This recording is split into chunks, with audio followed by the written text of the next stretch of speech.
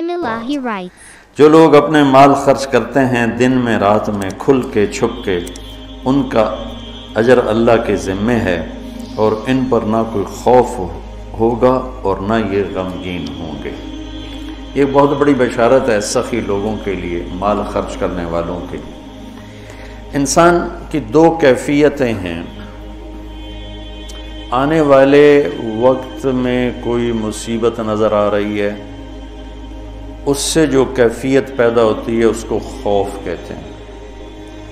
گزری ہوئی مصیبتیں اور مشکلیں اور پریشانیوں پر جب کوئی خیال آتا ہے اور ایک کیفیت بنتی ہے، اسے حزن کہتے ہیں، غم کہتے ہیں۔ تو اللہ تعالیٰ مال ہم کیوں نہیں خرچ کرتے کہ وہ بڑے دکھ دیکھے ہیں، اب تو دولت ہاتھ میں آئی ہے، اب اس کو لٹا دیں گے تو آگے کل کو ہمارے بچوں کا کیا بنے گا۔ خوف اور حزن، اس کے بیچ انسان چلتا ہے ساری follow me زندگی۔ on تو Instagram. مال خرچ کرنے میں جو رکاوٹ ہے وہ ہے اس کا خوف اور اس کا غم۔ تو اللہ تعالیٰ لا خوف علیہم ولا ہم یحزنون، تم اللہ کے نام پہ دو، نہ تمہیں کبھی خوف آنے دے گا نہ تمہیں کبھی غم آنے دے گا۔ اور جو سود والے ہیں ان کے لیے تباہی اور بربادی ہے، یہ یہاں بھی برباد ہیں، یہ آگے بھی برباد ہیں۔ میں نے کل بھی بتایا تھا کہ پرسوں کہ سود خور اللہ کے نبی نے دیکھا معراج میں لوگوں کو سزا مل رہی ہے۔ سود خوروں کی سزا سب سے عجیب تھی کہ ان کے پیٹ گنبد کی طرح اور سانپ اندر گھسے ہوئے تھے، ان کو اندر سے کاٹ رہے تھے، جو دکھ اور درد میں سب سے خوفناک چیز بن جاتی ہے، اندر سے ان کو سانپ وار کر رہے تھے۔ تو مال خرچ کرنا، اللہ سے سخاوت مانگو، یہ دعا مانگا کرو، یا اللہ مجھے سخی بنا، کہ اللہ تعالیٰ سخی سے دوستی توڑتا نہیں اور بخیل سے دوستی لگاتا نہیں۔ اور اسلام کا جو موضوع ہے وہ حرص و ہوس نہیں، ایثار، سخاوت، خدمت خلق اور قربانی ہے۔ ابو قتادہ رضی اللہ تعالیٰ عنہ نے لینا تھا قرضہ کسی سے،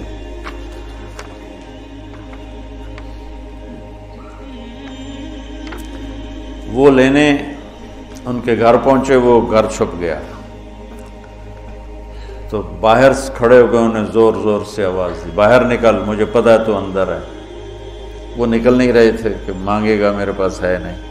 جب انہوں نے بہت اصرار کیا تو باہر آ گیا، تو آپ نے فرمایا کیوں چھپ رہا ہے مجھ سے؟ کہ میں تنگ دست ہوں، ادا نہیں کر سکتا۔ تو ابو قتادہ رونے لگے اور فرمایا جاؤ، معاف کیا۔ پھر فرمایا کہ جو اپنے قرض خواہ کو مہلت دے یا معاف کرے، اللہ تعالیٰ اسے قیامت کے دن اپنے عرش کا سایہ نصیب فرمائے۔ اور ایک عجب حدیث ہے کہ اللہ کے نبی نے فرمایا بنی اسرائیل میں ایک شخص تھا، وہ اللہ کے سامنے پیش کیا گیا، تو اللہ نے پوچھا کیا لائے ہو؟ اس نے کہا تیرے لیے کچھ بھی نہیں لایا۔ پھر اللہ نے پوچھا کیا لائے ہو؟ کہ یا اللہ ایک رائی کے دانے کے برابر میں تیرے لیے کچھ بھی نہیں لایا۔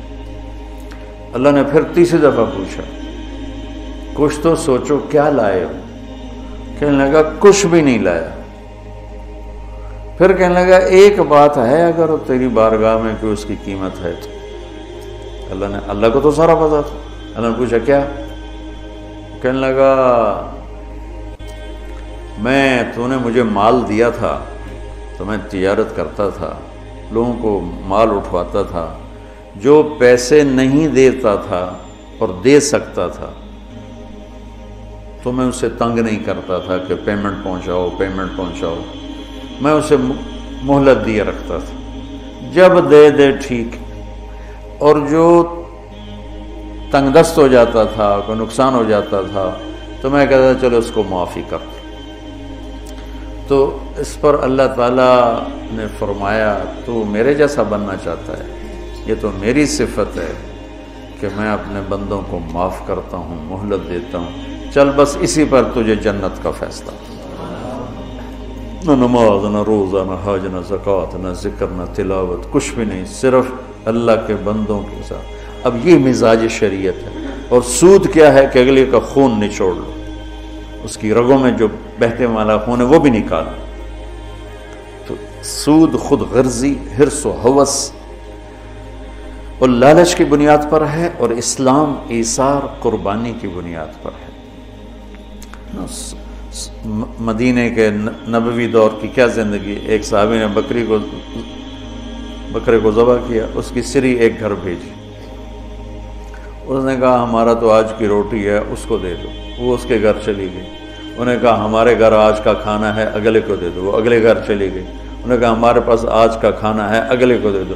7 گھروں میں سری چکر کاٹ کے پھر پہلے گھر میں آ گئی، اگلے کو دے دو، اگلے کو دے دو، اگلے کو دے دو، اگلے کو دے دو۔ یہ اسلام کا ذوق ہے اور مزاج ہے، سخاوت، لوگوں کی خدمت، لوگوں کے کام آنا۔ ایک شخص نے کہا یا رسول اللہ ارید ان اکون خیر الناس، میں چاہتا ہوں سب سے بہترین فیصلہ بعد میں شمار کیا جاؤں۔ تو آپ نے کہا کن نافعا للناس تکن خیر الناس، لوگوں کو نفع پہنچایا کر تو سب سے اعلیٰ درجے کا، سب سے بہترین انسان بن جائے گا۔ تو اللہ تعالیٰ امت کو ہمت دے، ہمارے تاجر اور ہمارے ذمہ دار یہ سود سے بچیں، اور جو ہمارے عوام الناس میں مالدار لوگ سود پہ پیسہ دے رہے ہیں اس سے بچیں، تو ان کی آخرت بھی بن جائے گی، ان کی دنیا بھی بن جائے گی۔ اللہ تعالیٰ نے کفر کے خلاف اعلان جنگ نہیں کیا، اللہ نے سود کے خلاف اعلان جنگ کیا۔ Thanks for watching.